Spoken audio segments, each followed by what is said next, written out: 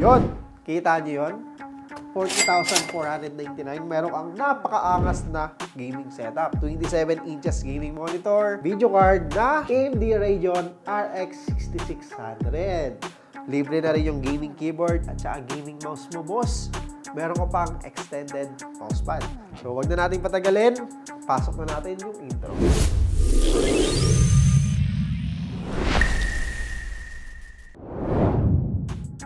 Dito, isa-isay natin ang mga parts at kung magkano.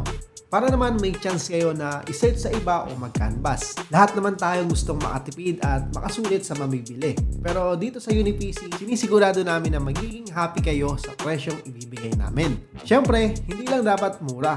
Quality din dapat. Simulan natin sa CPU, which is the Intel Core i3-12100F, worth 5,350. So, bakit 12 Gen? Meron ang 13 Gen. Siyempre, kung latest Gen ang pipiliin natin, mas mahal ang presyo nun. Price around 7,500 and still, this CPU is great for gaming and multitasking. Bali, meron itong 4 cores, 8 threads, all performance cores at walang iGPU o Integrated Graphics Processing Unit. Kaya, kailangan natin dito ng discrete graphics card.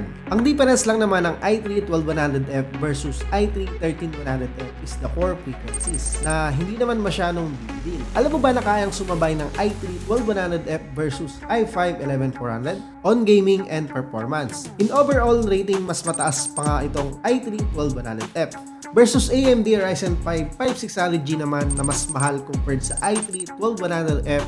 In gaming, mas mataas ng 94%, while the Ryzen 5 5600G is 88% only.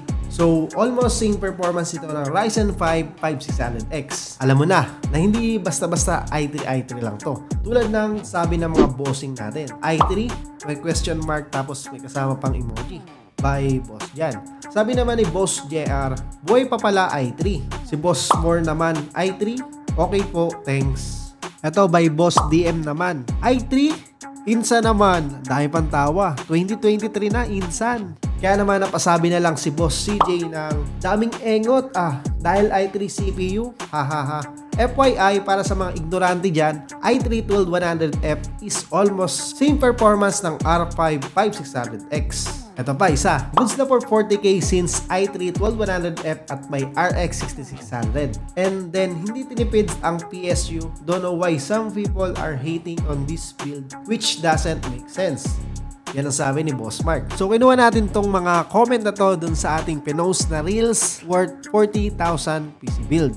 At ito na yon, ang Tornado build. Balik na nga tayo.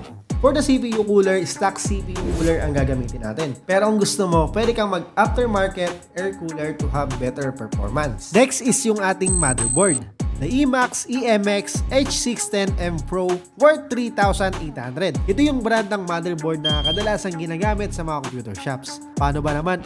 Mura na, matibay pa. Supported na din ito yung 13 Gen para kung sakaling mag-upgrade ka in future. Sana meron tayong dalawang stick ng 8GB DDR4 3200MHz gaming memory from OCPC worth 1,950. For our GPU, the Gigabyte Eagle AMD Radeon RX 6600 worth 12,250 with 8GB VRAM. So, may tatlong fan to na very unique dahil alternate yung spinning function nito, which is the WindForce cooling technology para sa mas stable na temperature. Angas din ang protection backplate nito, hindi lang basta aesthetic. Goods na tong graphics card na to in 1080p high details demanding games. So, later makikita natin yan sa benchmark. Sa storage, we will be using Kingston NV2 1TB worth 2,890. Sa power supply naman, syempre dapat decent. Kaya Corsair CB650 watts 80 plus bronze certified PSU ang gagamitin natin. Worth 3,250.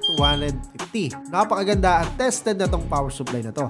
First player gaming case tayo worth 1,440.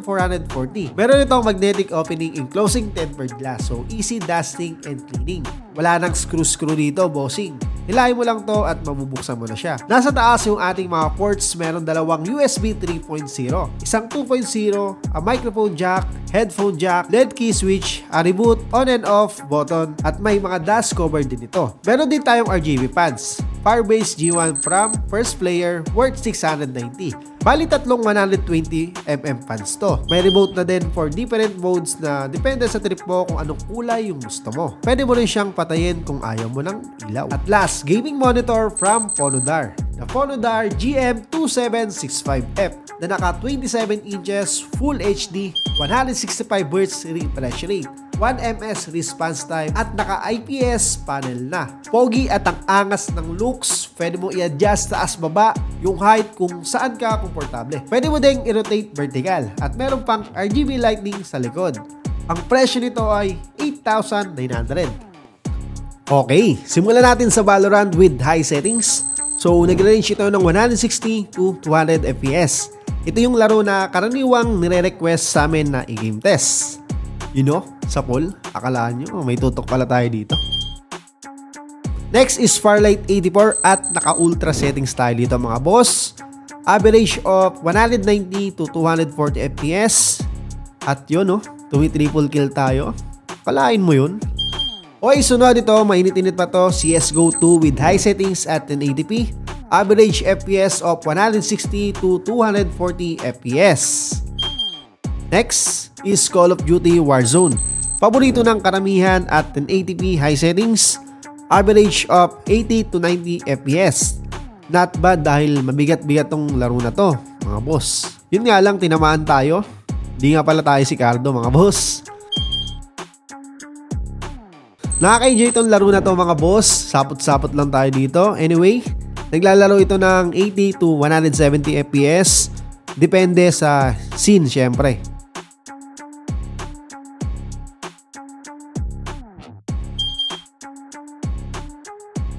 Ito naman, Race Forza Horizon 5 high settings at 1080p.